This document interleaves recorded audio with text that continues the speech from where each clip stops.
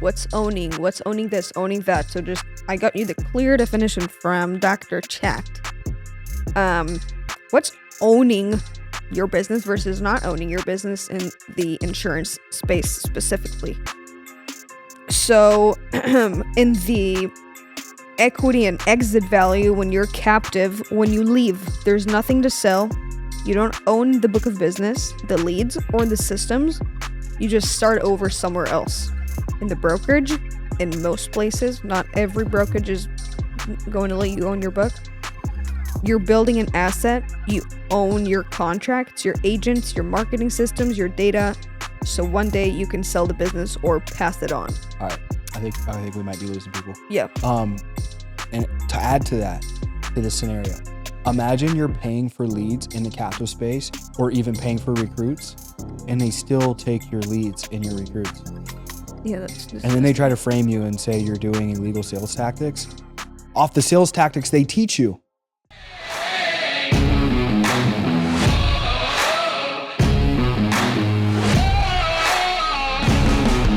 All right, so we got another episode of the T&G Show. Quick update. EIP is now 8 months old, 8 full months old. End of January 31st. So where are we at right now? September. So we got 7, no? February was our first month. February 2, 3, 4, 5, 6, 7, 8, 9, 8, 7.5. Okay, yeah. So we're basically 8 months, and just did a little under $1 million last month, and we're at $500,000 so far this month. And what's today? The 12th? Yep. The 13th? Knock on wood. Yeah, knock on wood. We're hitting $1 million. Yeah, first official $1 million month, and 200 plus agents in the pipe. We've been focusing more so on submitters than agent count because our goal is as much production out of the least amount of submitters to have the highest income per agent in the industry. So things are going really well. Things are going really well. You know, I knew me personally, I got the highest credit score I've ever had being with you. Yep. Being in this, and it turned around very quickly because a lot of people, they get into business, and how many years is it? Is it like 3 to 5 before people really start to turn a profit? I don't know. I don't know the exact stats, but whoever's watching this, like starting a business isn't sunshine and rainbows. And we started this podcast when we were hundreds of thousands of dollars in debt. Yeah. Which we didn't go out of our way to just be like, we're in debt. I'm a very vocal person. I wanted to show Gali, I wanted to show all the time, but Gali was like, let's do it in steps, which I can respect because now like we have some undeniable proof and results, and we're still a trillion miles away from where we want to go, but we're definitely grateful for how far we've come. I can say that. Yeah, we have the best people in the world. But literally by the end of the year, you know, I put on my story the other day, I'm going to run a Zoom tomorrow.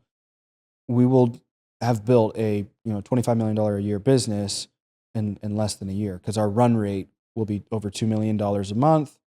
So on a bad case scenario, we'll do $25 million of business in 2026, which is a bad conservative answer. Yeah, I think having the opportunity to build with people and have a clean foundation, just starting off with the cleanest roots, you know what I'm saying? Just allowed us to blow up so quick. Just nothing compares to building with good people. Good people, it's worth its page. weight in gold. Like when I look at all the variables in business and life, it's the company that you keep. You know, I just shared this saying because I think I stole it from another saying I stole from Hormozy of in your 20s it's the destination, in your 30s it's the journey, but then in your 40s and beyond you realize it's the company. The sooner I don't think that's how they said it. It's something along the lines. I think they said in the 30s it's the journey. Yeah, no. It ends with the company of people, like the people you keep around you. Oh, like for me, I completely I think the sooner you can realize the quality of the people that you keep around you determines the trajectory of your life, the course of your life, the quality, everything in regard to your life. It is, I really truly believe, decided by the people you surround yourself with. Imagine we never would have got access to Spofford. Yeah. You know what I mean? Like, where would we be if we never had that yacht dinner and in the street, probably looked out at the yachts and he was like, you can be an online influencer and never have a yacht. And that wasn't the moral and the point of the story wasn't getting a yacht. It was getting to this level of life that you have so much financial freedom that generations to come won't have to worry about it. And I think that moment was like a turning point moment for us of like, I don't know, I'll remember that day for the rest of my life. Yeah, that if there's a moment in our life that just changed the trajectory of our lives, Yeah. it was then when Yeah. we stood in this yacht. And what's crazy is it took me like 2 or 3 of those moments because I met John Sarasani prior to Spofford, had similar conversations. Even T&G gave me similar game, and it was, I think it was the nail really got hit on the head between getting wifed up with you and meeting Spofford and realizing like a lot of people underestimate what they're capable of doing in a year and especially in a decade. You know what I mean? Like it's not even been a full year and look how much we've accomplished. And I think we, at times, especially myself, we overestimate what we can get done in a day, a week, in short time frames of like, we're going to do $1 billion our first week. And you go out and do like 2 sales and get a charge back and go into debt. You know what I mean? Like, but no, it's, I wish there was more data or things we could share, but things are going really well. What else do I want to get into? I want to get into, and I'm going to dump into my questions though, but like, is there anything specifically that you want to share in regard to like, maybe there's other couples out there that are building a business right now and, you know, what's the tips or advice you want to give? Or when we watch this again a year from now and it's like I don't talking think to Tristan and Gali 8 months in? I don't think, I've said it before, I'll say it again. I don't think just couples should just start a business for fun. Like we didn't plan on doing this. We didn't get together with the intention of doing this. Like partnerships in general, you should have the capability of doing something that the other person can't. It's simple. It doesn't matter if you're a couple, if you're siblings, if you're best friends. Like, don't partner up with someone who doesn't bring you value. I almost relate to that also with a relationship too. Like imagine marrying someone and you both have the same talents, both same similarities. Seems pretty logical of like, don't marry someone. It's like, that's my twin. Like, sounds horrible. If we first of all, you're my twin. But at the same time, we have the same brain, but also we're so different in so many things. You can't cook. What? That's true. Oh, man. Okay. Back to my what you asked me about couples starting their own business. I think there should be a very clear conversation on like, why the hell would you start a business? This is bigger than marriage.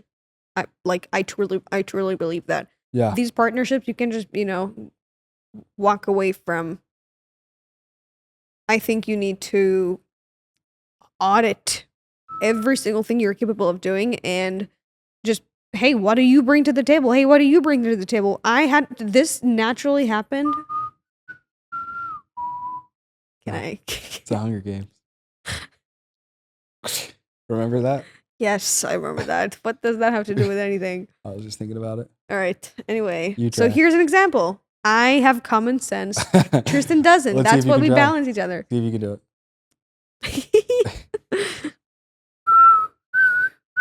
Why do you whistle like that? You definitely don't whistle right. What? You definitely aren't whistling right. What? I just whistle inside. Yeah, you definitely are sucking in. I was like, I don't know how to whistle outside. I can do both. I'm going to spit in the mic. I don't know how to whistle outside. All right. But can you do this? I'm not doing that on camera. Anyway, so yeah. Don't start a business together unless there's clear value you can bring. Tristan can recruit, build, train. I can do anything that has to do with operations. I do marketing, I do lead gen, I do tech, I do freaking contracting, I do paperwork, I do everything else basically. I run I do a lot. But I can't do anything of what he's doing. Yeah, you can. I can, but not as good as you. Yeah, I think we can. Yeah, I agree. We both can do what one another do. More so you can recruit than me sitting down and figuring out all the operational stuff. But no, I agree. I want to get into some things highlighting in the insurance space that are relevant to what we've heard you do that? This past week. Right. Yes, thank you. So I've got 3 stories. What's the question? I've got 3 things we're going to talk on real quick. The first is we're onboarding a team right now, in the process of onboarding a team right now. And it's horrible. And I want to share on this for the people that are in the insurance space, especially the captive space. Because I always talk about trips and titles and trophies. I don't feel like it's specific enough. I can't tell you how many times I've gotten calls, I get texts, I meet up with people, and they're like, "Bro, my leads were just taken," and it's a quality producer. It's somebody that's you know producing at a high level and a team, and their team gets taken, their leads get taken. Something can only get taken from you in the business world if you don't what? Own it, right? Like you need to be very careful on the business that you're associating with and doing any form of like whatever you would consider partnerships, et cetera. Like if you don't own it and they can take your leads, they can take your people, you don't own the business. Now I know that can still somewhat happen in the brokerage space, but damn near that's illegal. You know what I mean? If you're buying the leads, you're investing in your leads, you're building your business, it's your people, there's seller agreements, et cetera. Like that's how you avoid this. I think, and not to just attack the captive, because guys, I made my first $1 million in the captive space. I was the youngest agency owner at my captive company, 21 years old. I made my first $1 million at 22. I praise God for the connections, the people, the things I learned that gave me the pedestal. And like John Sarasani says, it's paid training. It was $1 million paid training for a 20-year-old kid for myself. So I'm grateful for it all.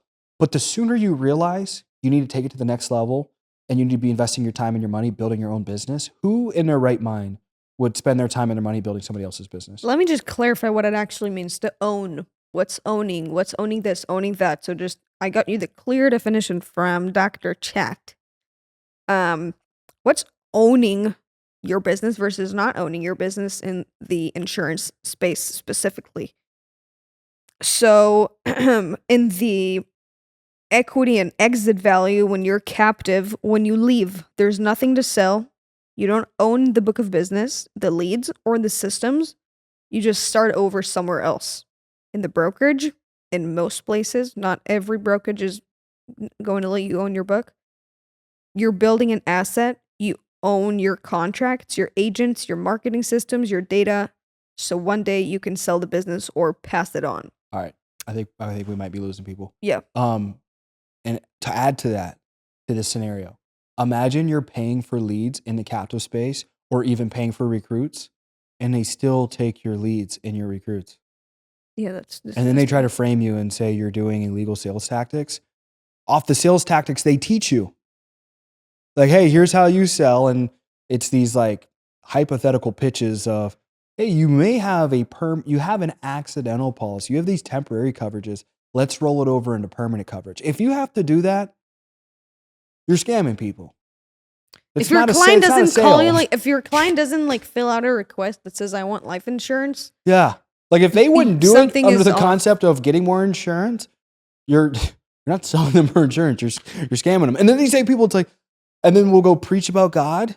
What are we doing? What are you talking about? Like it should be a very clear cut and dry conversation. And I think that was the biggest thing when I saw you selling insurance. I was like, wow, I spent 7 years not selling insurance, like beating people over the head into like, hey, you're going to get this no matter what. You know what I mean? Like, and to see you like have a conversation, it felt like it was car shopping. Hey, here's what we're looking for. Here's what we don't like. People that are interested in insurance that can qualify, have the money. And the cool thing is for all the liars out there is not everybody can qualify. Not everybody can afford it. Maybe some people click on an ad and they're not interested, but 20, 30, 40% of these people can qualify, do have the money, are interested. And I was like mind blown. It's undeniable that if you're not working with resources that actively want your product, you're wasting your time. You're making your life a lot harder.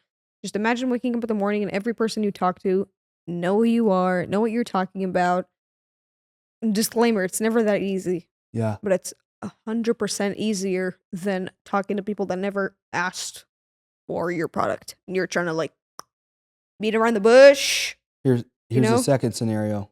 I got a team. We have a team, an agency that's more than likely going to come on board. I don't know. But I want to, again, my goal and your goal is to highlight and just save people and educate people from the chaos that's ensuing in the insurance space and sales space right now.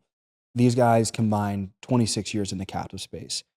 And it's come to a point now, and I'm having a conversation. He's like, we used to be able to write 25, 30,000 a week off these leads. Now we can barely get 5, 10,000. Reason being is they take their best lead, which is people that already own a policy. They only give it to their favorite people or people that have proven themselves to just a scary way to live. And how these leads are sourced is like whoever shows up and just kisses like chief king executive officers butt the most. I was gonna say something super vulgar. I but know. I was like I really saw had to hold you. back. You know what I mean? So like whoever kisses butt the most to the top sales leader, he gets the policy owners. But what's happening is the policy owner, the database is not growing fast enough. And so it's getting obliterated by these top producers that are just smashing the POS.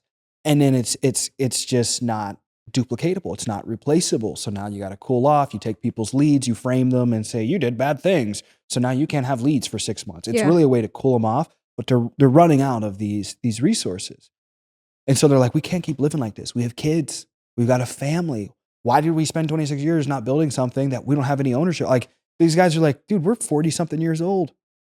Why are we getting yelled at for missing a hype up meeting and losing our leads? In general, any sales organization you're in, if you're not in control over your leads, then number one, you're snoozing on a ton of money. Any industry, whether it's insurance, whether it's high ticket, whether it's pest, like whatever situation you're in, if you don't have the option to wake up in the morning and say, I want 100 fresh leads today, if you don't have that option, you're missing out on so much money, and you're making your life so much harder.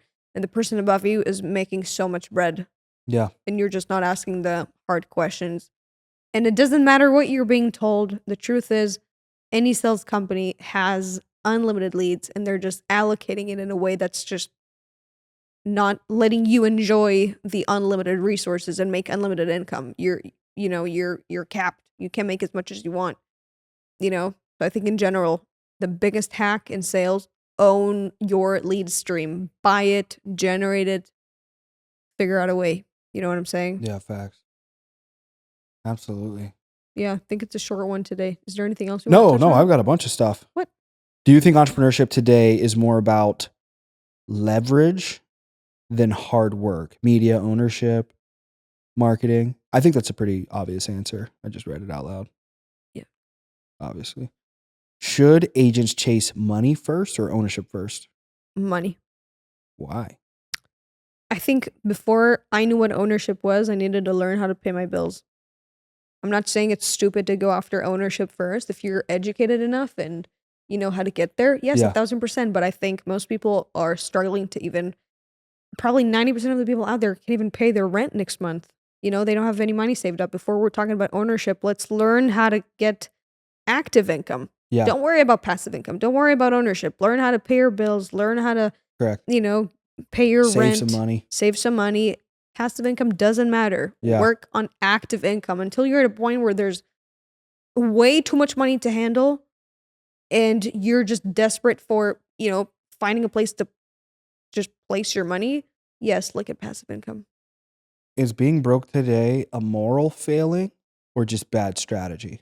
Is it what or what? Is it a moral I'll failing? almost simplify it because maybe the audience doesn't understand that either. Is being broke today your fault or the fault of the system in the world? Your fault. It is your fault. If you're broke, it's your fault. 100%. Elaborate. I stand behind it. How can you get unbroke? It's a simple concept. We live in the greatest country to ever exist. Coming from a person who didn't grow up here. I was born here in Pasadena, California. My mom was born in Connecticut. And, my grandparents came here legally with a visa to learn how to be a doctor. What was I saying?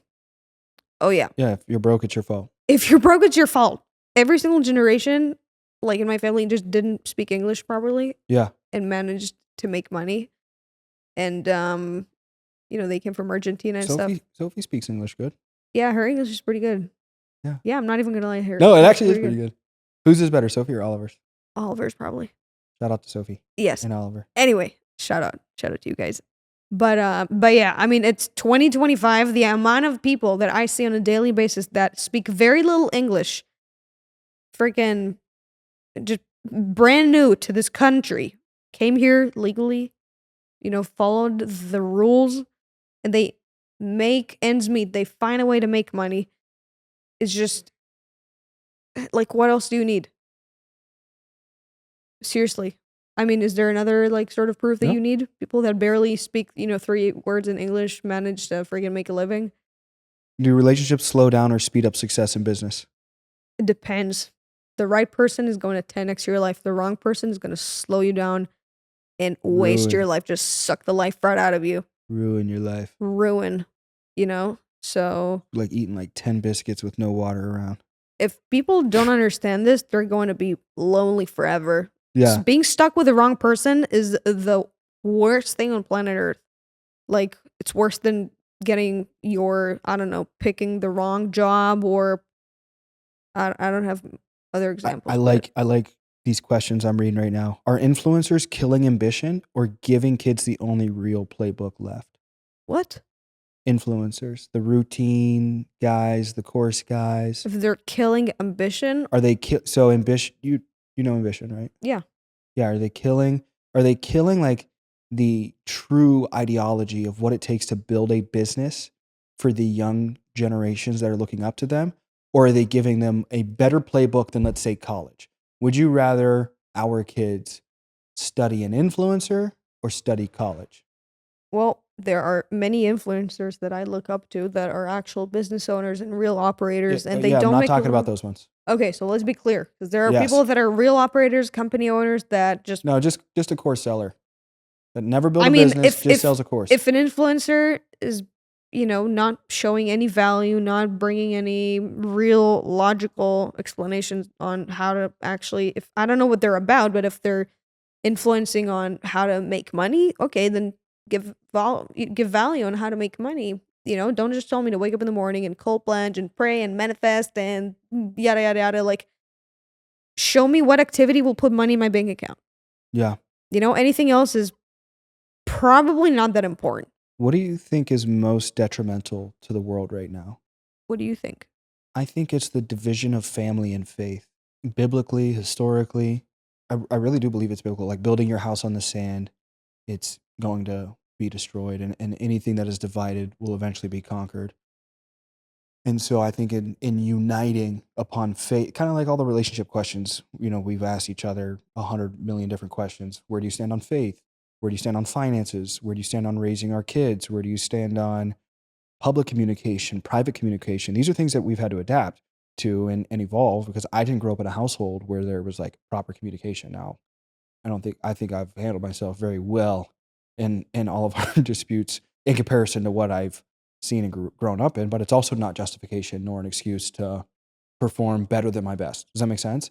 So I think the division of families growing up in a single father and a single mother household, where you I don't know what it's like in Israel and other parts of the world, where if there's more better examples than there aren't, but from my experience, more immigrant households, and I shouldn't say immigrant, more foreign households, it seems have better examples still than we do. But what I do see is a division in faith and not a respect for one another's faith. So you can have indifferences in the gods that you believe in, but there should be a respect and not a forceful, if you don't believe in who I believe in, I'm going to oppress you or hurt you or force my ways upon you. Does that make sense? Yeah.